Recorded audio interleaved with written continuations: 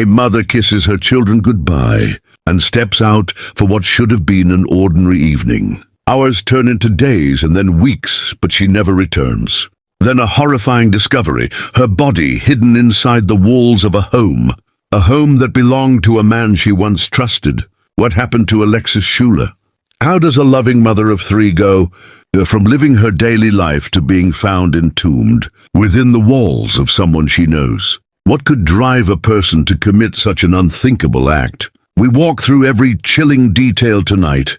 The last moments she was seen, the frantic search that followed, and the truth that finally came to light. The story of Alexis Schuler shakes a community to its core. Stay with us as we unravel the details of this case, and let us know your thoughts in the comments below. On January 10, 2025, 29-year-old Alexis Schuler, a devoted mother of three, left home for what should have been just another evening. She was last seen with her boyfriend Devonte Gray, the father of her eldest child. But after that night, Alexis never returned. Days passed. Calls went unanswered. Messages were left unread. Her family, growing more desperate with each passing hour, knew something wasn't right. Alexis wasn't the kind of mother who would disappear. By January 14th, worry turned into fear. Alexis's family reported her missing, launching a frantic search. Friends and relatives plastered her photos across social media, pleading for any information. Where could she be? Why hadn't she reached out? As the days stretched into weeks, the uncertainty became unbearable. Then on January 19th, the search took a devastating turn. Authorities, following leads and growing suspicions, arrived at Devonte Gray's home in Capitol Heights, Maryland. What they found inside was beyond anything they could have imagined. Behind a newly built wall, under a staircase hidden in a plastic bin, was Alexis's body, sealed away with concrete. Hidden behind drywall and faux bricks, it was a discovery that sent shockwaves through the community. A young mother, silenced and concealed within the very home of a man she once trusted. Now Devonte Gray is facing murder charges, but the biggest question remains: why? How did an ordinary night turn into an unthinkable crime? What happened in the moments before Alexis was taken away from everyone who loved her? Tonight we uncover the heartbreaking details of a case that left a family shattered and a community searching for answers. Alexis Schuler grew up in Washington, D.C., a city filled with opportunity and hardship.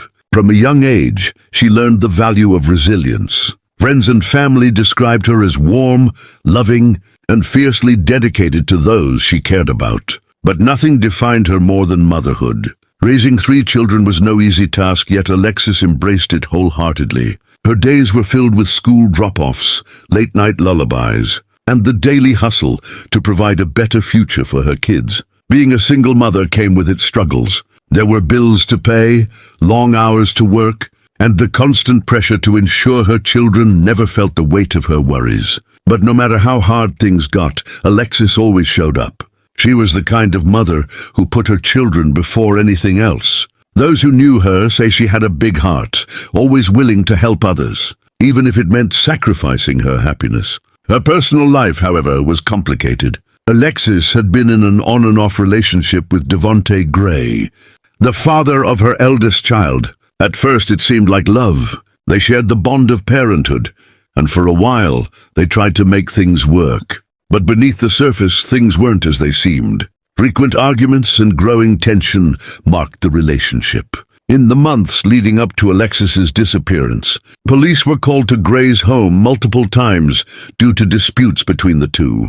Family members were concerned. Alexis's mother, Tawana Schuler, had seen the warning signs and had even warned her daughter to be careful. One of the biggest points of contention was custody of their son. Gray had lost custody and was ordered to pay child support, something that Tawana believed made him resentful. She worried that his frustration would boil over into something worse. On January 9th, just one day before Alexis went missing, Gray made a call to the police regarding an argument between them. He later tried to file for a protective order against Alexis, but the court denied the request. Despite the growing hostility, Alexis agreed to meet him the following day. It would be the last time anyone saw her alive. On January 10th, Alexis left home and met up with Gray. What happened next remains unclear, but her absence was impossible to ignore in the following days. Her phone stopped ringing and her messages went unanswered. Alexis, a mother who never went too long without checking in, had gone silent. Days turned into weeks, and her family's worry grew into desperation. Then something strange happened. Gray started contacting Alexis's mother, asking if she had seen her. To Tijuana, this made no sense. He was the last person to be with her. Why was he now pretending to be in the dark? Gray claimed that Alexis had left his house in an Uber, but something about his story didn't add up. His behavior seemed off, and family members couldn't shake the feeling that something was wrong. Then on January 19th, police made a discovery that would confirm their worst fears. Alexis hadn't left, taken an Uber, or vanished without a trace. She had been there all along, hidden behind a newly built wall. January 10th, 2025, started like any other day for Alexis Schuler. As a devoted mother of 3, her world revolved around her children. But that evening, around 6 p.m., Alexis stepped out of her southeast Washington, D.C., home for what should have been a short visit with her boyfriend, Devonte Gray. He was the father of her eldest child, and despite their complicated relationship, she maintained contact with him. The two left in Gray's blue pickup truck. That was the last time anyone saw Alexis alive. Her absence didn't raise an immediate alarm. At first, her family assumed she was just busy or preoccupied. But as hours turned into days, the silence became deafening. The calls went straight to voicemail. Text messages were left unread. By January 14th, her mother, Tijuana Schuler, knew something was wrong. Alexis wasn't the kind of person to go off the radar, especially not without checking on her children. The worried mother reported her missing to the Metropolitan Police Department, setting off a desperate search. What happened to Alexis in those final hours? Inside Gray's home remains a chilling mystery. But according to police, Gray admitted to killing her during an argument. On January 11th, just one day after she left home. The exact details of what led to the fatal encounter remain unclear. But one fact is undeniable: Alexis never had a chance to walk away. Authorities confirmed that Gray shot Alexis, ending her life inside his Capitol Heights home. Was it premeditated, or did the argument escalate beyond control? Only Gray knows the truth. What is certain, however, is what came next, an elaborate and horrifying attempt to make her disappear. Instead of calling 911 or alerting anyone about what had happened, Gray made a decision that would send shockwaves through the community. He didn't just try to hide the evidence, he buried it within his own home. Authorities revealed that after killing Alexis, Gray placed her body inside a plastic storage bin. But he didn't stop there. He then went to great lengths to ensure she would never be found. Over the next few days, he built a new wall beneath his staircase. He sealed the bin inside using concrete, drywall, and faux bricks, creating what police later described as a makeshift tomb. The level of planning and effort raised even more questions. Has this been his plan all along? How could someone not only take a life, but also go to such extremes to conceal it? Alexis remained hidden behind that wall for days, while her family desperately searched for answers. Meanwhile, Gray continued as if nothing had happened. He even reached out to Tijuana, asking if she had seen Alexis, an act that, in hindsight, was meant to throw off suspicion. But the truth was closing in. On January 19th, nearly 10 days after Alexis had last been seen, police executed a search warrant at Gray's home. They had reason to believe he knew more than he was letting on. What they found inside was beyond disturbing. As officers searched the home, they noticed something unusual: a recently constructed wall under the stairs. It stood out, and investigators quickly realized why. Breaking through the structure, they uncovered the plastic storage bin, surrounded by hardened concrete. Inside was Alexis's body. She had been hidden there the entire time. The discovery confirmed what Alexis's family had feared. She hadn't disappeared alone. She had been taken, silenced, and hidden away in a place where no one was supposed to find her. Gray was arrested at the scene. When confronted with the evidence, he confessed to killing Alexis and sealing her body within the wall. He now faces first-degree murder charges and remains in custody at the Department of Corrections. For Alexis's family, the pain of losing her is immeasurable. Her children will grow up without their mother. Her mother, Tijuana, will forever carry the weight of knowing that her warnings about Gray had come true. As the legal process unfolds, one question lingers. Why? What happened that night? And could Alexis's death have been prevented? The search for answers continues, but one thing is certain: her story will not be forgotten. For 4 days, Alexis Schuler's family lived in agonizing uncertainty. At first, they hoped she had been busy, perhaps caught up in the demands of being a mother of 3. But as calls went unanswered and texts remained unread, that hope turned to fear. Alexis wasn't the kind to disappear without a word, especially not from her children. On January 14, 2025, her mother, Tijuana Schuler, reported her missing to the Metropolitan Police Department in Washington, D.C. She told officers that Alexis had last been seen on the evening of January 10th, leaving home with her boyfriend, Devonte Gray.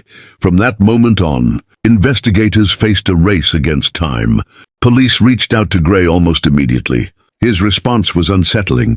He told them he hadn't seen Alexis since January 9th, full day before her family reported she was last with him. The discrepancy raised immediate concerns. If Alexis hadn't been with him on the 10th, where had she gone? And why had no one heard from her since? Authorities began their search, questioning friends, checking surveillance footage, and tracking her phone records. But there were no signs of Alexis, no financial activity, no social media posts. It was as if she had vanished into thin air. Desperate for answers, Alexis's loved ones turned to the public for help. Her mother and other family took to social media, pleading for information. They posted pictures of Alexis and shared details about the last time she was seen. Her case quickly gained traction. Local news stations picked up the story, broadcasting her disappearance to a wider audience. Community members shared flyers and organized small search efforts. But despite their determination, there was no breakthrough. Meanwhile, Gray's behavior did little to ease suspicions. He didn't actively help in the search, post about Alexis, or join the family in their pleas for information. Instead, he kept his distance, avoiding attention while carrying a dark secret. As the days passed, police grew, increasingly suspicious of Gray, while they had no solid evidence linking him to Alexis's disappearance. His inconsistencies and lack of concern stood out. Then another clue surfaced, an unusual smell from inside his Capitol Heights, Maryland home. On January 14, officers conducted a welfare check at Gray's residence. He allowed them inside when they arrived, but something wasn't right. The home was cluttered and unkempt, but more importantly, a strange odor lingered in the air. It was faint but noticeable. At the time, officers couldn't confirm the source of the smell, and without a warrant, they couldn't search the property in depth. But the visit heightened their suspicions. Gray was becoming a person of interest, and investigators knew they needed more to press forward. Over the next several days, police continued gathering evidence. They analyzed Gray's phone records and found that he had been home for long after Alexis disappeared. They also noted that no one had reported seeing her leave. Surveillance footage didn't show her returning to Washington, D.C., or going anywhere else. By January 19th, they had enough cause to obtain a search warrant.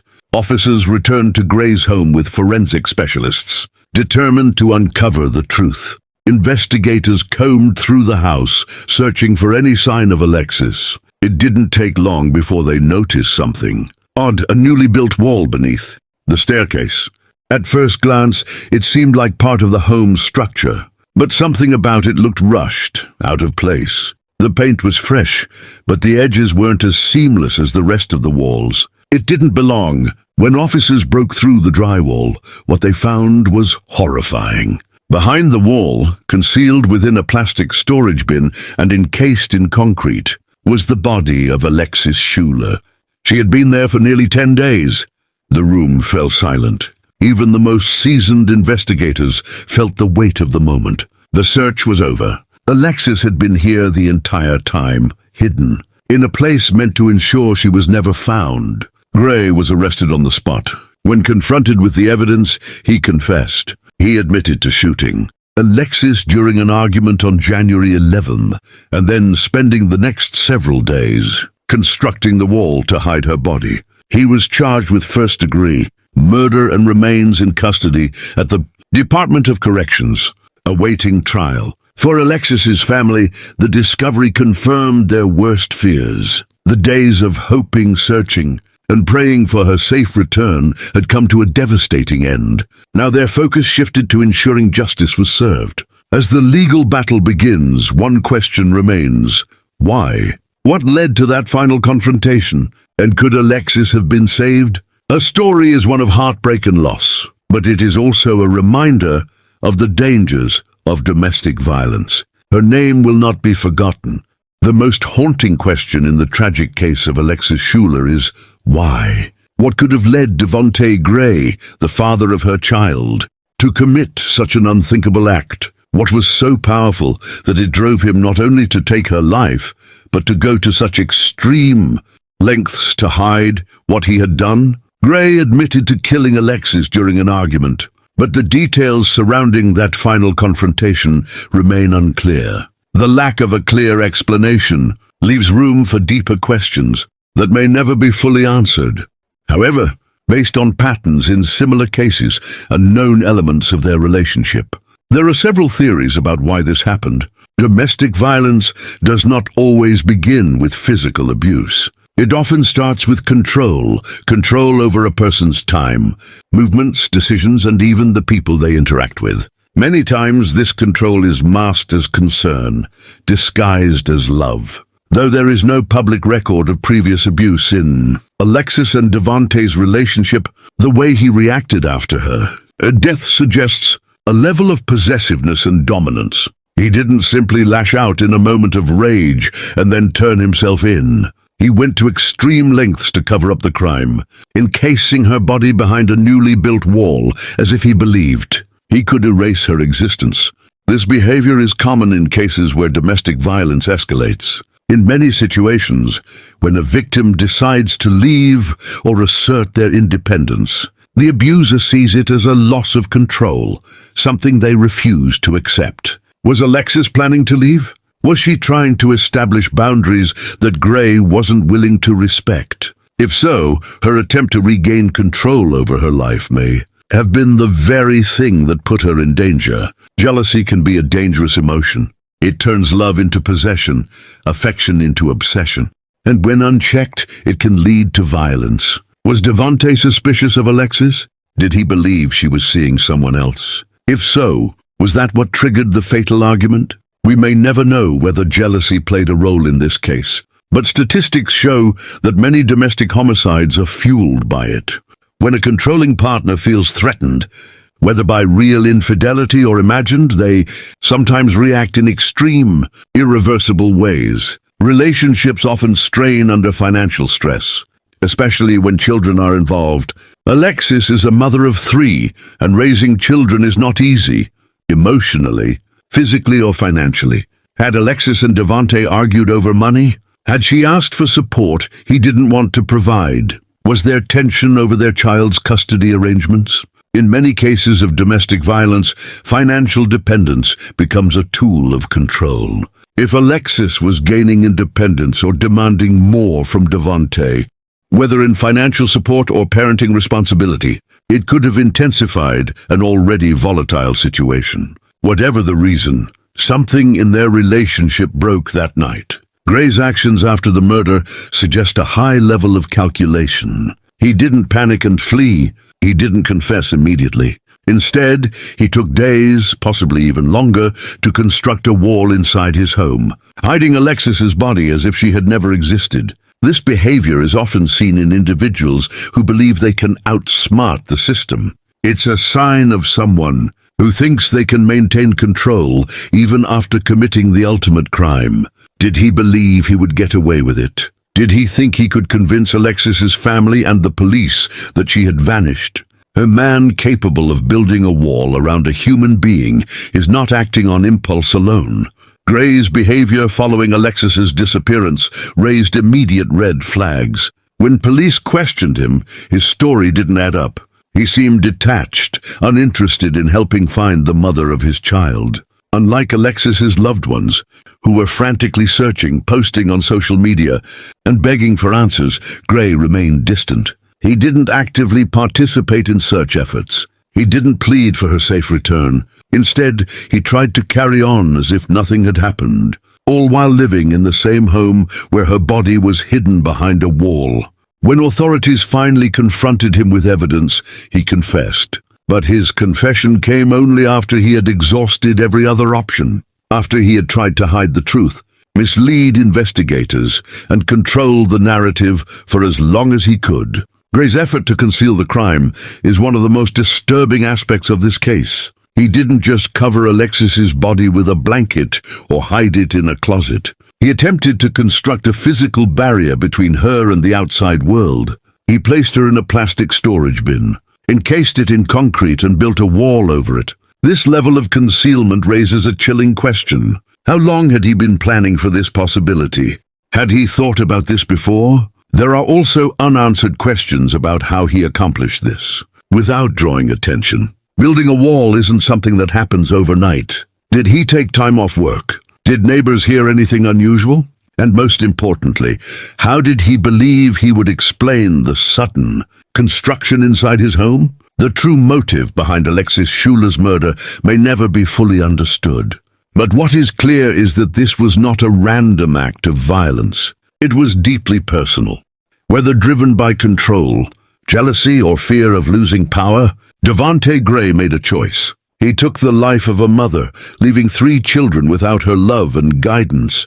And after taking that life, he didn't stop. He spent days working, pouring concrete, sealing a wall, attempting to erase every trace of what he had done. But justice has a way of finding the truth. Alexis's name will not be forgotten, and her story will not be erased. For those who loved her, the fight for justice only began. In the quiet suburb of Capitol Heights, Maryland, the arrest of Devonte Gray marked a pivotal turn in the harrowing case of Alexis Schuler's disappearance. The community, already on edge, was about to confront the unsettling details of a crime that defied comprehension. On January 19, 2025, law enforcement executed a search warrant at the residence of 30-year-old Devonte Gray. Inside, they uncovered a scene that would forever haunt those present. Alexis Schuler's lifeless body was discovered concealed within a makeshift tomb at a plastic storage bin encased in concrete, hidden behind a newly constructed wall under a stairwell. The meticulous nature of this concealment spoke volumes about the lengths taken to obscure the truth. Gray was immediately taken into custody. During interrogation, he confessed to the unthinkable. He had shot Alexis during a dispute, leading to her untimely death. In a desperate attempt to hide his actions, he resorted to entombing her remains within his home, a place that once symbolized safety and trust. As the legal process commenced, the weight of the evidence against Gray was overwhelming. He faced charges of first-degree murder and related offenses. Gray waived his bond hearing in court, choosing to remain in custody as the case advanced. The courtroom became a battleground where the prosecution presented a premeditated and deliberate action narrative, while the defense grappled with the daunting task of explaining the inexplicable. The community watched intently, their collective breath held as they awaited the verdict. The trial sought justice for Alexis and served as a somber reflection on the dangers lurking within personal relationships. The proceedings explored the dynamics between Alexis and Gray, uncovering a history fraught with tension and unheeded warnings. As the trial progressed, the prosecution meticulously laid out the sequence of events, supported by forensic evidence and Gray's confession. The defense, meanwhile, faced an uphill battle, contending with the damning nature of the evidence. The jury, bearing the heavy responsibility of delivering justice,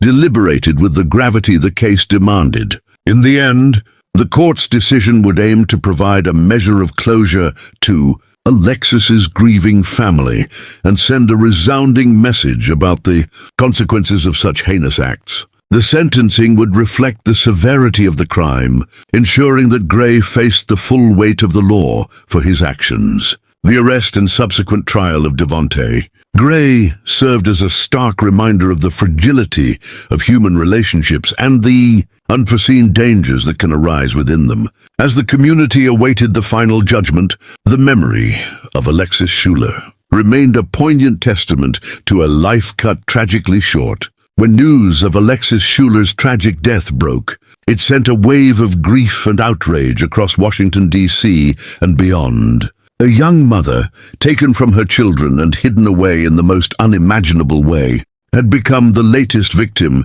in an all-too-common pattern of domestic violence ending in fatality.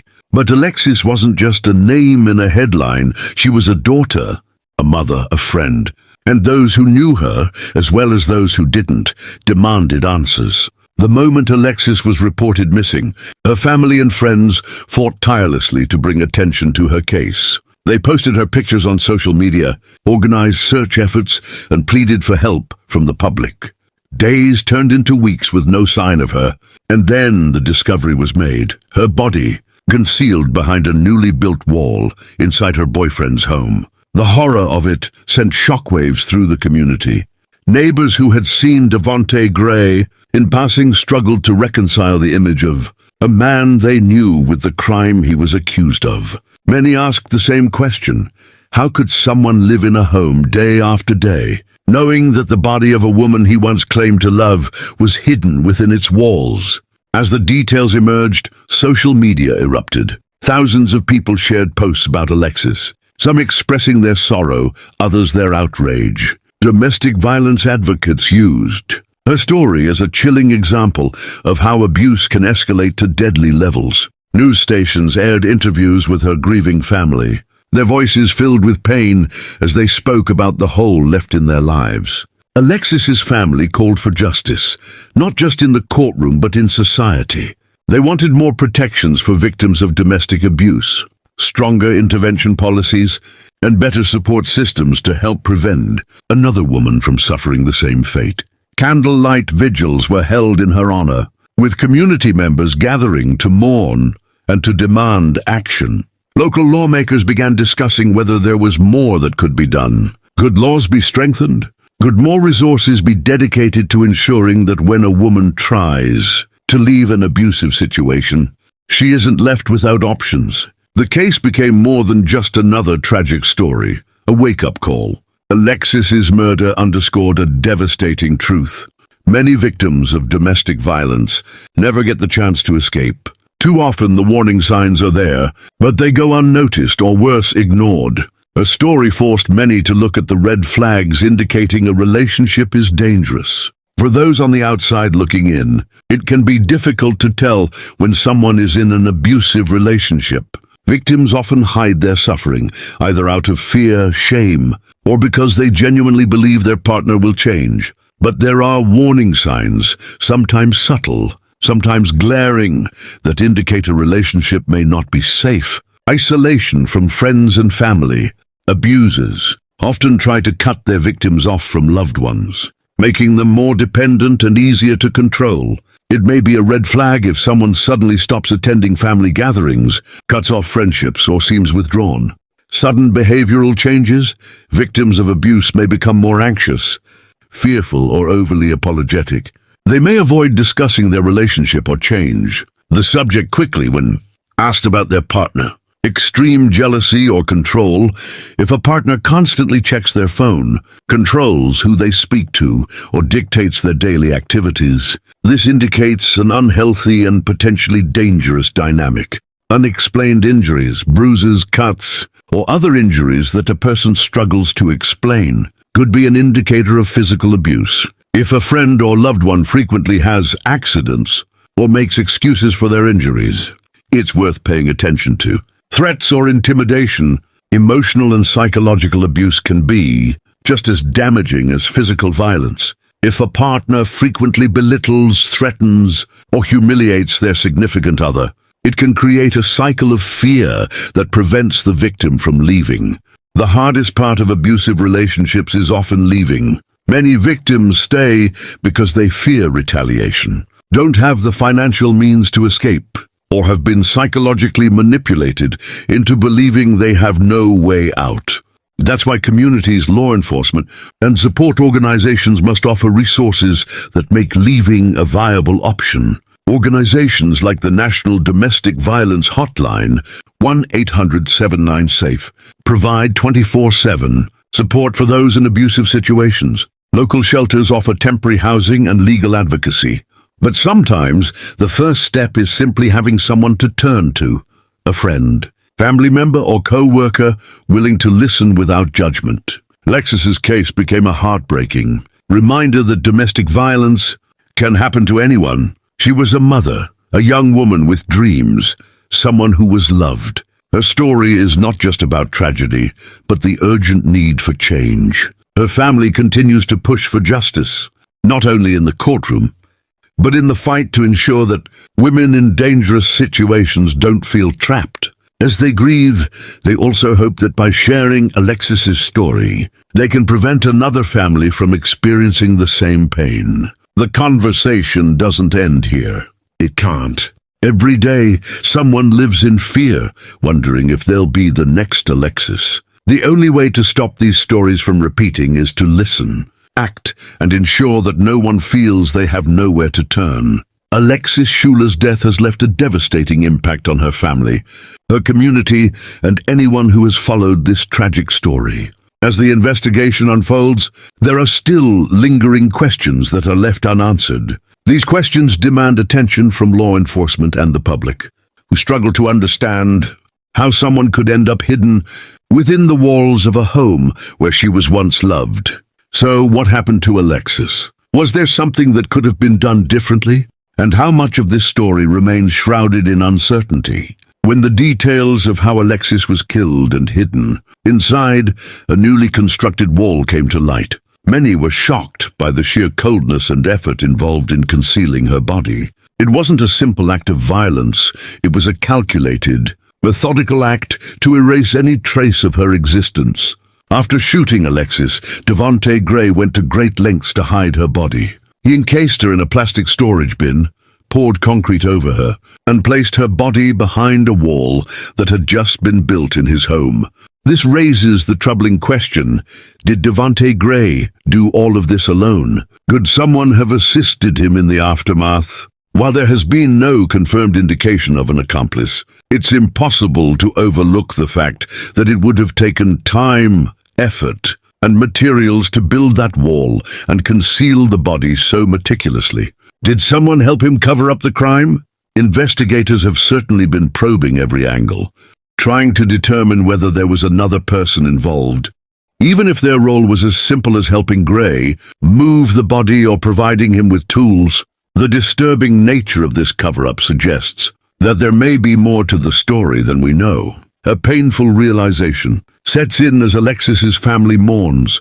Could this have been prevented? Alexis had a history with Devonte Gray, and her mother, Tawana Schuler, had been outspoken about her concerns regarding their relationship. Alexis had expressed fear over her boyfriend, and her mother was adamant about not trusting him. Was there more that could have been done to intervene before this tragedy unfolded?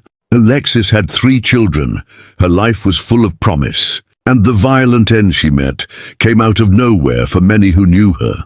Could an earlier intervention have stopped Gray from taking such drastic, irreversible steps? The timeline leading up to Alexis's disappearance only adds to the sadness and frustration. Alexis was reported missing on January 14th, 4 days after her last known interaction with Gray. Law enforcement conducted a welfare check at Gray's home. Still, it wasn't until 5 days later, on January 19th, that investigators obtained a search warrant and discovered her body hidden behind the wall. The delay in finding Alexis raises critical questions about the handling of missing persons cases, especially those involving suspected domestic violence. Could there have been a quicker response? Could Alexis's family have done more to get her out of the dangerous situation sooner?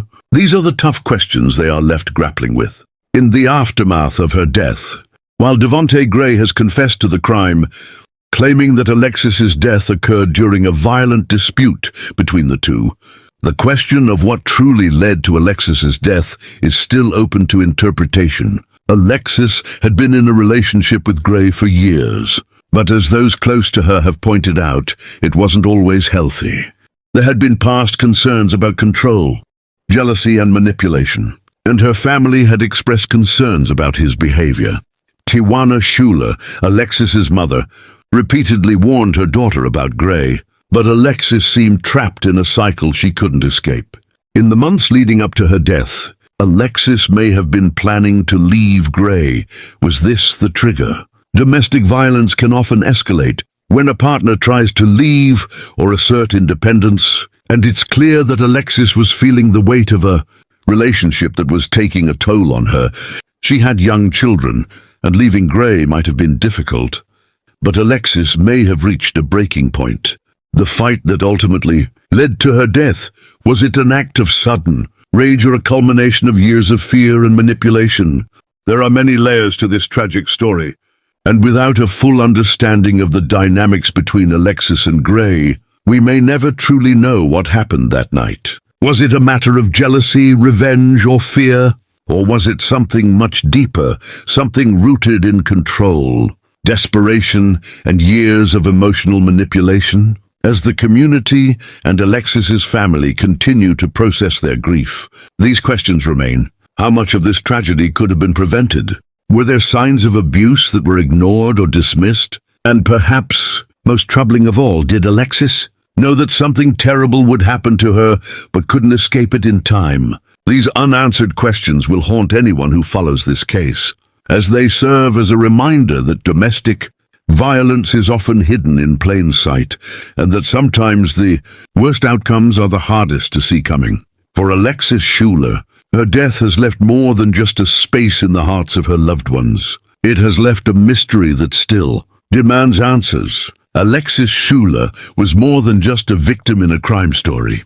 She was a mother who tucked her children in at night, a daughter with dreams of a better future, and a friend who was always there when someone needed her. She was a woman who deserved to live a full life, to watch her kids grow up, to celebrate birthdays, holidays, and ordinary moments that make life meaningful. But all of that was stolen from her, and the person accused of taking it away was someone she once trusted. The reality of what happened to Alexis is devastating, not just for those who loved her, but for anyone who has ever known someone in a difficult or dangerous relationship. This wasn't just an argument that got out of hand. It wasn't a moment of lost temper. It was far more calculated, taking effort, planning, and a disturbing disregard for human life. Her body wasn't just hidden, it was sealed away as if her existence could be erased. But no amount of concrete or walls can make the world forget what happened to Alexis Schuler. The justice system will handle the legal process. In time, a court will decide Devonte Gray's fate. But for Alexis's family, no sentence will ever be enough. A mother has lost her daughter. 3 children will grow up without their mother. And the people who loved Alexis will forever live with the pain of knowing how brutally her life was taken. Now the question is, what can we learn from this? How many times have we heard stories like this? How many people are trapped in relationships where fear has become their reality? How many warning signs are ignored, dismissed, or misunderstood? Alexis's story should not just be remembered, it should be a wake-up call. If this case has made you think, we want to hear from you. What are your thoughts? Could anything have been done differently? Do you believe justice is being served? Drop a comment below and join the discussion. If you found this case compelling, like this video, subscribe to the channel, and turn on notifications so you never miss an update. Next week we'll cover another case that takes an unexpected turn and leaves more questions than answers. You won't want to miss it. Until next time, stay safe, stay aware, and remember, stories like this are not just headlines. They are real lives, real people, and real tragedies that should never be forgotten.